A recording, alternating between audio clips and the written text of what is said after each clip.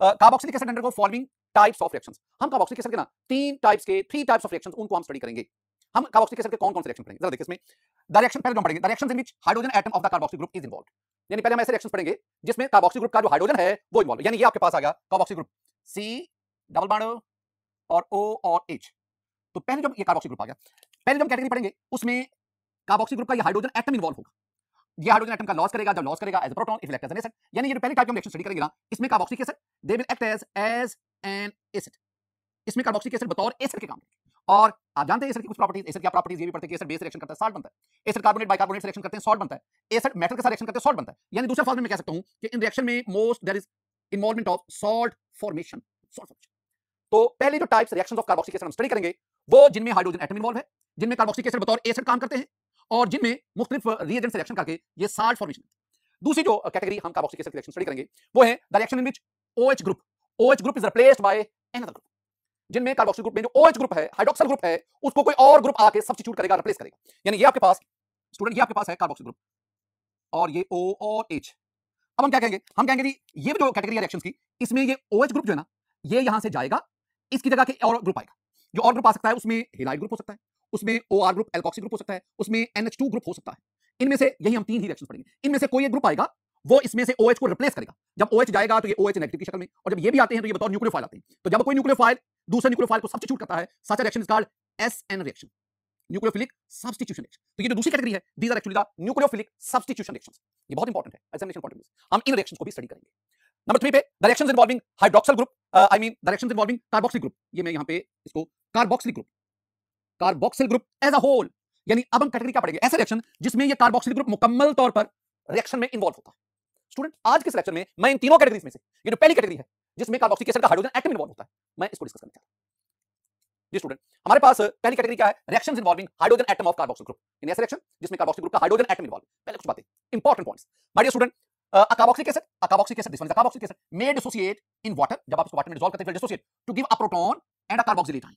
जब ये वाटर में डिसोसिएट होगा, ये दोनों इलेक्ट्रॉन जो हैं ये ऑक्सीजन के पास चले गए, हाइड्रोजन प्रोटॉन बनकर यहां से रिलीज हुआ H पॉजिटिव ये बना, और ये इसके ऊपर ये नेगेटिव, ये आपके पास R C double bond O negative. Student ये वाला जो this one is called carboxylate ion and this one is called hydrogen ion, this one is called proton. हम इसे हाइड्रोजन आयन भी कहते हैं, हाइड्रोजन आयन।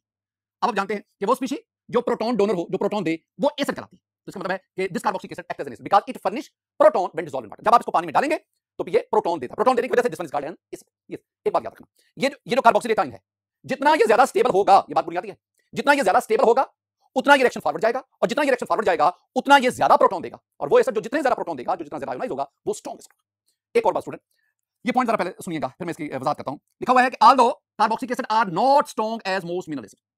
ये जो कार्बोक्सिलिक एसिड है ना, these are called organic acids. Carboxylic acid ये ऑर्गेनिक एसिड है, ये मिनरल एसिड की तरह बहुत ज्यादा स्ट्रांग एसिड नहीं है। मैंने क्या कहा, कार्बोक्सिलिक एसिड आल्सो कॉल्ड था ऑर्गेनिक एसिड्स, और ये जो मिनरल एसिड इनकी तरह ये स्ट्रांग नहीं है।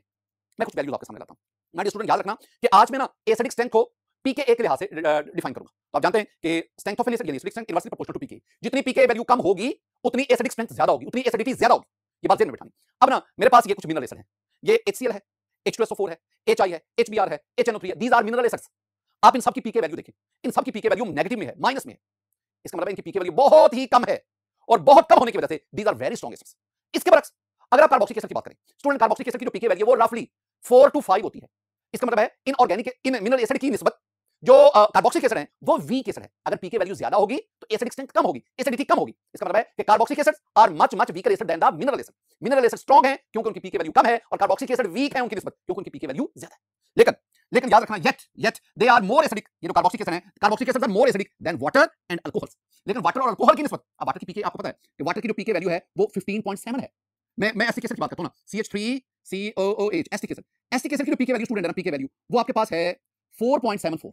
इसका मतलब है एसिटिक एसिड की pK वैल्यू 4.74 बहुत कम है। वाटर की pK वैल्यू, वाटर की मैं बता रहा हूं 15.7 है, ज्यादा है। जिसकी pK वैल्यू ज्यादा है वो वीक एसिड है, जिसकी pK वैल्यू कम है वो स्ट्रांग एसिड है। इस तरह अल्कोहल्स की बात करो, अल्कोहल्स की जो pK वैल्यू है अल्कोहल्स की वो 16 to 18 है, वाटर से भी कम है। जितनी की pK वैल्यू कम होगी उतनी उसकी जितनी pK वैल्यू कम होगी उतनी एसिडिटी ज्यादा होगी, और जितनी pK वैल्यू ज्यादा होगी उतनी एसिडिटी कम। मैं एक बात आपको बताता चलो स्टूडेंट, ये मैंने आपके साथ ये जो डाटा शेयर किया ना, एसिटिक एसिड की pK वैल्यू, अल्कोहल्स की pK वैल्यू, ये हमें क्या बताती है? ये हमें बताती है कि acetic acid is 10 power 11 times as strong acid as most of the acidic alcohol. ज्यादातर एसिडिक अल्कोहल से एसिटिक एसिड की जो एसिडिक स्ट्रेंथ है, जो एसिडिटी है, वो 10 टू पावर 11 टाइम्स ज्यादा है। लेकिन ये एसिटिक एसिड है, ये जो कार्बोक्सिलिक एसिड्स हैं, ये मिनरल एसिड से वीक एसिड्स होते हैं। माय डियर स्टूडेंट, मैं ना आगे मजीद पढ़ाने से पहले ना कोई 4-5 बहुत इंपॉर्टेंट पॉइंट्स आपके साथ शेयर करना चाहता हूं। ये जो मेरी बातें जो मैं आपके साथ शेयर करने जा रहा हूं, ये एंट्रेंस टेस्ट के लिहाज से बहुत इंपॉर्टेंट है। ये आपके एफएससी के एमसीक्यूज है या जो कांसेप्चुअल क्वेश्चंस आएंगे उनके लिहाज से ये मेरी बातें बहुत बहुत इंपॉर्टेंट है। पहली बात, माय डियर स्टूडेंट, आप ना ये एलिफैटिक मोनोकार्बोक्सिलिक एसिड है, ये सिंपल जो कार्बोक्सिलिक एसिड है, ये आपके पास फॉर्मिक एसिड है, एसिटिक एसिड है, प्रोपाइनिक एसिड है, butyric, valeric, caproic and so on. आप एक बात को नोट करें, आप ना इनमें जब आप फॉर्मिक से डेकेनोइक एसिड की तरफ जाते हैं, यानी कार्बोक्सिलिक एसिड कार्बन नंबर 1 से कार्बन नंबर 10 वाले की तरफ जाते हैं, तो इनमें हाइड्रोकार्बन यानी कार्बन चेन की लेंथ वो बढ़ती जा रही है। अब आप इनकी पीके वैल्यू देखिए, फॉर्मिक एसिड की पीके वैल्यू 3.75, एसिटिक एसिड की पीके वैल्यू 4.75, यानी फॉर्मिक से जब आप एसिटिक एसिड की तरफ आते हैं तो पीके वैल्यू बढ़ रही है। पीके वैल्यू बढ़ने का मतलब है एसिडिटी कम हो रही है। अब प्रोपाइनिक एसिड की तरफ आए, पीके वैल्यू और बढ़ रही है 4.87। इसका मतलब क्या हुआ कि जैसे जैसे इन कार्बोक्सिलिक एसिड में आप ऊपर से नीचे आते हैं, कार्बन चेन की लेंथ बढ़ती है, पीके वैल्यू बढ़ती है, लेकिन एसिडिटी कम होती है। ये सेंटेंस आपने ज़हन में क्या रखना है? पहली बात जो आपने ज़हन में रखना है वो ये है कि आप सेंटेंस में लिखेंगे as the hydrocarbon as the carbon chain length increases in carboxylic acid the acidity decreases, acidity कम होती है। दूसरी बात जो आज की मैंने आपको बताई, very important, my dear students, जरा गौर से देखें। मेरे पास ना ये कार्बोक्सिलिक ग्रुप है, इसके साथ ये carbon, this one is called alpha carbon.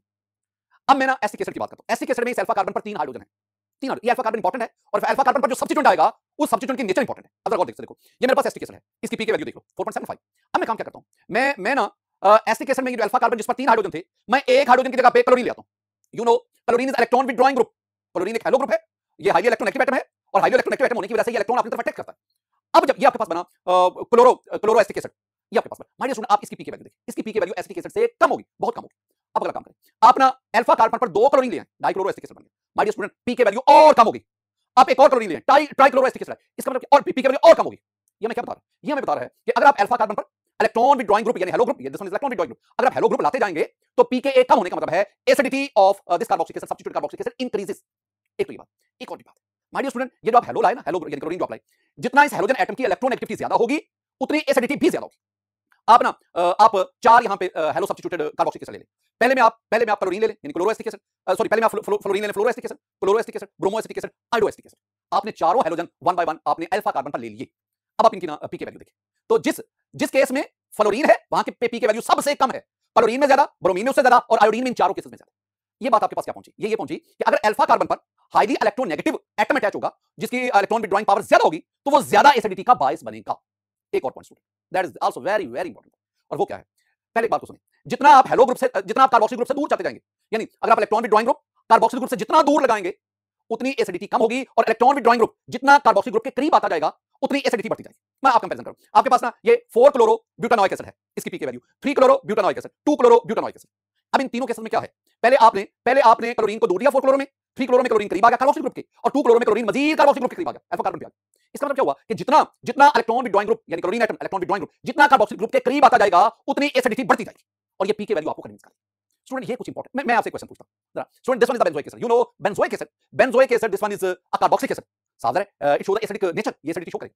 अच्छा, अगर आप बेंजोइक एसिड के ऊपर इलेक्ट्रॉन विथड्रॉइंग ग्रुप लगा देंगे, ये आप पहले बेंजोइक एसिड की पीके देखो, अब आप इसके ऊपर नाइट्रो ग्रुप लगा दें, this nitro group is electron withdrawing group. अब नाइट्रो ग्रुप के आने से इसकी पीके वैल्यू कम होगी, पीके कम होने का मतलब है अब इसकी एसिडिटी बढ़ गई। लेकिन इसके बरक्स अगर आप इसके ऊपर मिथॉक्सी ग्रुप ले आते हैं, methoxy group is electron donating group, अब मिथॉक्सी ग्रुप इलेक्ट्रॉन विथड्रॉइंग नहीं, डोनेटिंग ग्रुप अगर आएगा तो ये इसकी एसिडिटी को कम करेगा, पीके बढ़ाएगा। ये बात समझ। मेरे आपसे क्वेश्चन है, मेरा क्वेश्चन है कि which of the following compound is more acidic. ये 4 कंपाउंड्स हैं, इनमें सबसे ज्यादा एसिडिक कौन है? आपके पास है ऑप्शन ए पे बेंजोइक एसिड, बी पे आर्थो नाइट्रोबेंजोइक एसिड, सी पे मेटा नाइट्रोबेंजोइक एसिड और डी पे पैरा नाइट्रोबेंजोइक एसिड। इन चारों में एसिडिक स्ट्रेंथ किसकी सबसे ज्यादा है, बताएंगे? मैं आपको एक हिंट दे देता हूं, वो तो काम ही मैं आपका आसान कर दूंगा ना। मैं आपको इन चारों की पीके वैल्यू बता रहा हूं, ये इनकी पीके वैल्यू जरा बता सकते हैं? पीके वैल्यू को देख के क्या बता सकते हैं इनमें एसिडिक स्ट्रेंथ किसकी सबसे ज्यादा है? डेफिनेटली उसकी ज्यादा है जिसकी पीके वैल्यू सबसे कम है। माय डियर स्टूडेंट, ये कुछ पॉइंट्स थे जो मैंने आपके साथ शेयर किए और ये बहुत वैल्यूएबल, वेरी इंपॉर्टेंट पॉइंट्स हैं exam entrance test point of view से। आगे बढ़ते हैं स्टूडेंट, मैं ना acidic reactions of carboxylic acid आपके साथ शेयर कर रहा हूं। पहला है रिएक्शन विद बेसिस। आपने एसिड की प्रॉपर्टी पढ़ी है, एसिड की प्रॉपर्टी क्या है कि acid plus base it gives a salt plus water. हमने क्या पढ़ा है कि an acid when reacts with a base it gives salt and water. Carboxylic acid भी क्या ऐसा करते हैं? मैं ना कार्बोक्सिलिक एसिड का रिएक्शन कुछ बेसिस से करवाता हूं। मसलन मैं लेता हूं sodium hydroxide, this one is a base, potassium hydroxide, this one is a base and many more. मैं किसी इनमें से बेस का सिलेक्शन, मैं कार्बोक्सिलिक एसिड में से एसिटिक एसिड लेता हूं, सोडियम हाइड्रोक्साइड सिलेक्शन करवाऊंगा। स्टूडेंट देखें, ये प्रोटॉन देगा, बेस OH देगा, वाटर निकल गया और ये सोडियम इसके साथ आ जाएगा, तो आपके पास ये बनेगा CH3 COONA plus minus plus water. Student this one is sodium acetate, क्या नाम है इसका? Sodium acetate, and this sodium acetate is a salt. यानी आपके पास ये है एसिड, ये है बेस, ये आपके पास बना salt and it's name is sodium acetate and you have water. ये पहला रिएक्शन था कार्बोक्सिलिक एसिड का बेस के साथ। अब दूसरे रिएक्शन पर बढ़ते हैं। माय डियर स्टूडेंट, दूसरे रिएक्शन में कार्बोक्सिलिक एसिड का रिएक्शंस हैं कार्बोनेट एंड बाइकार्बोनेट। मेरे पास ये carbonate, this one is sodium carbonate, sodium carbonate. मैं इसका रिएक्शन करवाता हूं एसिटिक एसिड के साथ। माय डियर स्टूडेंट, मैं यहां दो लेता हूं ताकि इसको बैलेंस कर सकूं। तो मेरे पास बनेगा CH3COONA प्लस माइनस, ये दो बने। This one is sodium, SOD का मतलब होता है sodium acetate, and this one is a salt plus आपके पास ये कार्बन डाइऑक्साइड गैस इवॉल्व होगी CO2 प्लस वाटर। ये रिएक्शन, यानी इसमें ये कार्बन डाइऑक्साइड, जब मैं एरो ऊपर की तरफ शो करता हूं इसका मतलब ये गैस इवॉल्व हो रही है। इसका मतलब क्या हुआ कि जब ये कार्बोक्सिलिक एसिड जो एसिटिक एसिड है ये कार्बोनेट से रिएक्शन करेगा, कार्बोनेट सोडियम कार्बोनेट जब रिएक्शन करेगा you will have a salt, और साथ आपके कार्बन डाइऑक्साइड गैस इवॉल्व होगी विद एफिबरेसेंस, ये इवॉल्व होगी। इसका इवॉल्व होना बताता है कि ये जो आपने कंपाउंड लिया है ना, this compound is an acid, क्योंकि एसिड की प्रॉपर्टी में इशारा है कि जब कोई एसिड कार्बोनेट से रिएक्शन करता है तो ये कार्बन डाइऑक्साइड गैस इवॉल्व करता है। यहां कार्बन डाइऑक्साइड गैस इवॉल्व, बिल्कुल इसी तरह ये था sodium carbonate, and this one is sodium bicarbonate, bicarbonate. My dear student, आप इसे ना सोडियम हाइड्रोजन कार्बोनेट भी कहते हैं। पहले कार्बोनेट, अब क्या गया बाइकार्बोनेट। रिएक्शन किसके साथ? रिएक्शन कार्बोक्सिलिक एसिड के साथ। रिएक्शन जब होगा तो स्टूडेंट वही चीजें बनेंगी। आपके पास असल होगा CH3COONA, this one is called sodium acetate, और मैंने क्या कहा कि this one is a salt, ये सॉल्ट है, plus carbon dioxide gas evolve होगी और साथ वाटर, यानी वही रिएक्टेंट है, वही प्रोडक्ट है ऊपर वाले। आपने यहां पे समझना क्या, समझना ये है कि जब कार्बोक्सिलिक एसिड सोडियम का कार्बोनेट या बाइकार्बोनेट के साथ रिएक्शन करेगा, जब कोई एसिड, ये एसिड है, जब कोई एसिड कार्बोनेट या बाइकार्बोनेट के साथ रिएक्शन करेगा वो कार्बन डाइऑक्साइड गैस इवॉल्व करेगा। This one is also basic property of an acid, और यही प्रॉपर्टी यहां पे कार्बोक्सिलिक एसिड भी पूरी कर रहा है। ये जो मैंने दो रिएक्शन आपके सामने लिखे ना, बहुत इंपॉर्टेंट पॉइंट, ये दोनों रिएक्शन जो है these are used as a test for detection of carboxylic acid, यानी कार्बोक्सिलिक एसिड की डिटेक्शन के लिए बतौर टेस्ट इस्तेमाल होते हैं। ये बात याद रखिए, carboxylic acids are organic acids, उनकी डिटेक्शन के लिए आप ये टेस्ट करते हैं। हम आगे बढ़ते हैं, रिएक्शन विद मेटल्स। एक और अहम पॉइंट, मैं ना कुछ रिएक्टिव मेटल्स की बात करता हूं। Student we have a few reactive metal, reactive metals. Reactive metal student आपके पास ना है, आप ले लो sodium, potassium, calcium, magnesium, zinc वगैरह वगैरह, दीस आर रिएक्टिव मेटल्स। तो कार्बोक्सिलिक एसिड इन रिएक्टिव मेटल्स के साथ रिएक्ट करके हाइड्रोजन गैस इवॉल्व करता है, हाइड्रोजन गैस। तो देखो आपके पास ये आ गया CH3, ये भी 2 लेना पड़ेगा और ये भी 2 लेना पड़ेगा, CH3COONA, सोडियम एसीटेट, बार-बार लिख रहा हूं, this sodium acetate, this sodium acetate is a salt plus H2 hydrogen. ये जब आप 2 लेते हैं ना, 2, इस 2 में ये साफ ज़ाहिर है कि हाइड्रोजन भी 2 होंगे, वो दोनों हाइड्रोजन आपस में मिलकर H2 बना देंगे। ये यहां से निकल जाएगा, इसकी जगह पे ये सोडियम आ जाएगी, इस तरह ये इतना हिस्सा मिलकर क्या बना देगा, और ये जो H2 है इसके साथ ये मैं एरो शो कर रहा हूं। आप स्टूडेंट बताएंगे ये एरो बताता है कि हाइड्रोजन गैस और ये यहां से इवॉल्व। ये मैंने स्टूडेंट आपको 3 मुख्तलिफ किस्म के रिएक्शन बताए। मैंने आपको रिएक्शन पढ़ाया बेस के साथ, कार्बोक्सिलिक एसिड का बेस के साथ, इसमें सॉल्ट बना। मैंने आपको रिएक्शन बताया कार्बोक्सिलिक एसिड का कार्बोनेट बाइकार्बोनेट के साथ, इसमें भी सॉल्ट बना। मैंने आपको रिएक्शन बताया कार्बोक्सिलिक एसिड का मेटल के साथ, इसमें भी क्या बना, सॉल्ट बना। लेकिन सॉल्ट के साथ साथ जो दीगर चीजें बन रही हैं, जो दीगर प्रोडक्ट्स हैं, उनको भी ध्यान रखें। और वो इंपॉर्टेंट क्या है, कार्बोनेट और बाइकार्बोनेट के साथ रिएक्शन होगा तो कार्बन डाइऑक्साइड गैस बनेगी, और जब मेटल के साथ कोई ऐसा रिएक्शन करता है तो hydrogen gas evolve. My dear student, ये मैंने आपको रिएक्शन बताया ना, मैं आपको ये एक्सपेरिमेंटली भी समझाता हूं, जरा देखिए।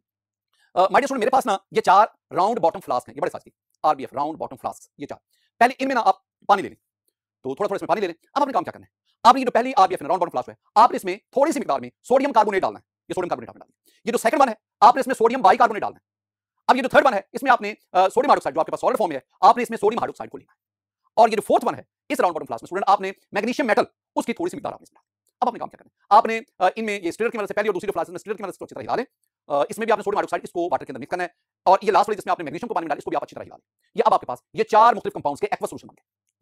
अब ये अपना इस बीकर में आप एसिटिक एसिड लेंगे, जो कि कार्बोक्सिलिक एसिड है, और कार्बोक्सिलिक एसिड मेंबर फैमिली का ये रिप्रेजेंटेटिव है। अच्छा, अब आपने एसिटिक एसिड का मजीद इस्तेमाल से पहले काम करना है। आपने एक बीकर में ये पानी ले लेना है, ये एक आप ट्यूब लेंगे, रबर ट्यूब, आप इसका एक हिस्सा पानी में डालेंगे, दूसरा हिस्सा कॉर्ड की मदद से ये पहली RBS इसमें आप फिट करेंगे। लेकिन उससे पहले आप क्या करें, आप ना ये जो पहला जो एक्वस सॉल्यूशन सोडियम कार्बोनेट है, round bottom flask aqueous solution, इसमें आपने थोड़ी सी मिकदार में एसिटिक एसिड को ऐड करना है। जब आप ऐड करेंगे, अब देखें ये वाटर में से बबल्स आउट हो रहे हैं। क्यों? ये क्या है, this one is carbon dioxide. इसका मतलब है एसिटिक एसिड ने सोडियम कार्बोनेट से रिएक्शन किया। मैं ये क्वेश्चन लिख रहा हूं, एसिटिक एसिड इसने सोडियम कार्बोनेट से रिएक्शन किया, आपके पास ये सोडियम एसिटेट के साथ कार्बन डाइऑक्साइड बनी और वाटर बना, कार्बन डाइऑक्साइड गैस ही। यही काम आप एसिटिक एसिड की थोड़ी सी मिकदार, ये सेकंड राउंड बॉटम फ्लास्क जिसमें एक्वस सॉल्यूशन सोडियम बाइकार्बोनेट है, इसमें ऐड करें। Student again you will observe CO2 bubble out from the water. ये क्या बता रहा है, ये इस रिएक्शन को बता रहा है। इस रिएक्शन में भी आपने क्या किया, आपने एसिटिक एसिड सोडियम बाइकार्बोनेट के साथ सॉल्ट बना और कार्बन डाइऑक्साइड गैस इवॉल्व यहां से। अब ये जो तीसरी राउंड बॉटम फ्लास्क जिसमें आपने एक्वस सॉल्यूशन सोडियम हाइड्रोक्साइड लिया हुआ है, आप इसमें एसिटिक एसिड डालें। जब आप डालेंगे किसी किस्म की कोई कार्बन डाइऑक्साइड गैस इवॉल्व नहीं हुई। क्योंकि रिएक्शन क्या है, acetic acid plus NaOH after reaction salt plus water, यहां तो कोई गैस इवॉल्व हो ही नहीं रही। ये लास्ट वन जिसमें आपने मैग्नीशियम को वाटर में डिसॉल्व किया हुआ। अब आपने काम क्या करना है, आप इसमें एसिटिक एसिड की थोड़ी सी मिकदार डालें। स्टूडेंट देखिए, ये वाटर में से ये बबल्स मार रहे हैं, क्या ये कार्बन डाइऑक्साइड है? आंसर है नो, ये कार्बन डाइऑक्साइड नहीं है। ये क्या है, ये हाइड्रोजन गैस है। लुक एट दिस इक्वेशन, आपने एसिटिक एसिड प्लस मैग्नीशियम, आपके पास ये सॉल्ट बना और साथ ही साथ H2 गैस इवॉल्व। ये मैंने आपको वेरियस रिएक्शंस जो बताए हैं my dear student, these reaction confirms that carboxylic acid behaves as an acid, और इन तमाम रिएक्शंस में कार्बोक्सिलिक एसिड का H इन्वॉल्व होता है। माय डियर स्टूडेंट, आज के इस लेक्चर में हमने कार्बोक्सिलिक एसिड के रिएक्शंस का आगाज किया। हम कार्बोक्सिलिक एसिड के 3 तरह के रिएक्शन स्टडी करेंगे, उसमें जो पहली टाइप्स है आज हम उसको डिटेल से डिस्कस करेंगे। मेरी दुआ है कि अल्लाह ताला आप अपना फजल फरमाए, अल्लाह ताला आप अपना करम फरमाए। अस्सलाम वालेकुम व रहमतुल्लाह।